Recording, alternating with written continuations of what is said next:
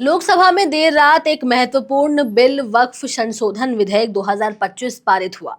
इस विधेयक पर पूरे दिन बहस चली और अलग अलग राजनीतिक पार्टियों के सांसदों ने जोरदार हंगामा किया। आखिरकार इस विधेयक के पक्ष में 288 वोट पड़े, जबकि विपक्ष में जो है वो 232 सांसदों ने मतदान किया।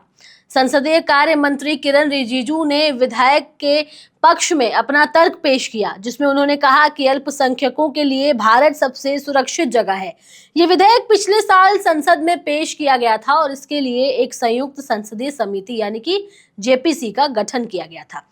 समिति ने 13 फरवरी को 2025 को अपनी एक रिपोर्ट पेश की थी, जिसे केंद्रीय मंत्रिमंडल ने 6 दिन बाद मंजूरी दे दी थी। लेकिन विपक्षी सांसदों ने आरोप लगाया है कि उनके संशोधन को खारिज कर दिया गया और उनके सहमति नोट को रिपोर्ट से हटा दिया गया।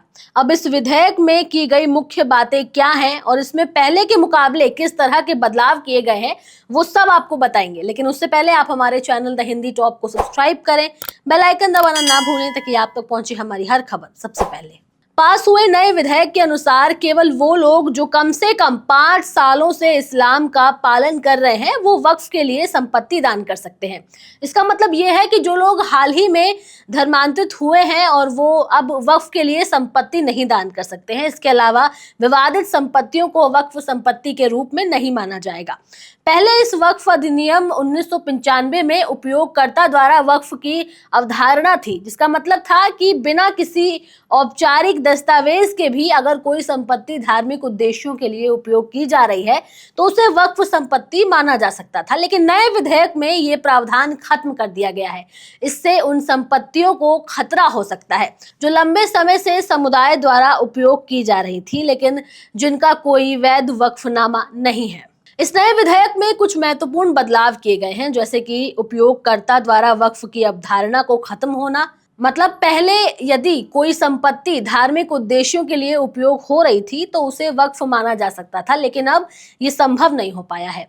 अगला है पंजीकरण पोर्टल, यानी वक्फ संपत्तियों के रिकॉर्ड को बेहतर बनाने के लिए एक केंद्रीकृत पंजीकरण प्रणाली स्थापित की जाएगी। सभी जानकारी को कानून के लागू होने के 6 महीने के भीतर एक पोर्टल पर अपलोड करना होगा। अगला है गैर मुस्लिमों की नियुक्ति, यानी अब विधेयक में गैर मुस्लिमों को वक्फ परिषद, राज्य वक्फ बोर्ड और वक्फ न्यायाधिकरणों में नियुक्ति करने की अनुमति देने के प्रावधान बना दिए गए हैं। विपक्षी दलों ने इस विधेयक का विरोध किया है। उनका कहना है कि अल्पसंख्यकों के धार्मिक मामलों को प्रतिबंधित करने के लिए संवैधानिक अधिकार का उल्लंघन करता है।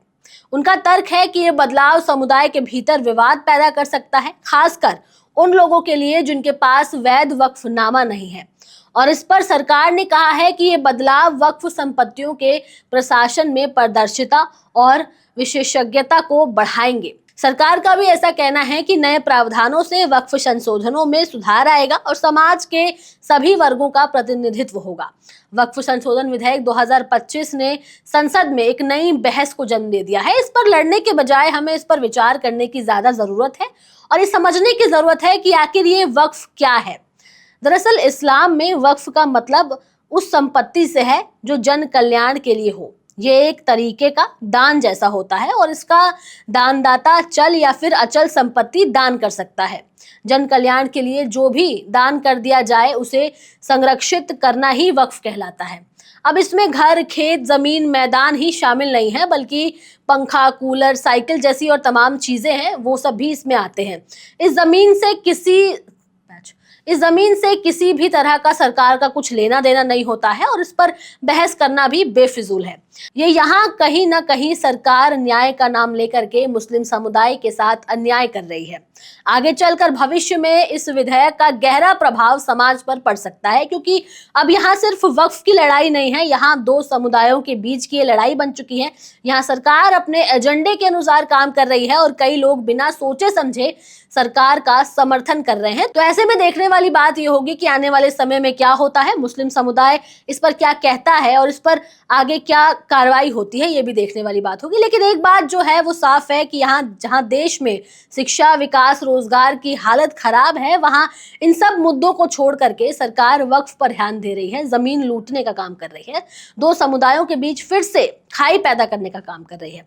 इस विधेयक के जरिए से एक बार फिर से ये साबित होता है कि राजनीति और समाज के मुद्दे हमेशा से ही जटिल होते हैं और उनका समाधान संवाद और सहमति से ही संभव है। अब आप लोगों का इस पर क्या कहना है, हमें कमेंट सेक्शन में जरूर बताएं। कैमरे के उस पार मेरा साथ दे रहे थे मेरे साथी शिव कुमार, मैं आपके साथ तनु चतुर्वेदी। हमारे चैनल द हिंदी टॉप को सब्सक्राइब करें, हमें एक्स यानी ट्विटर, फेसबुक और इंस्टाग्राम पर भी फॉलो करें।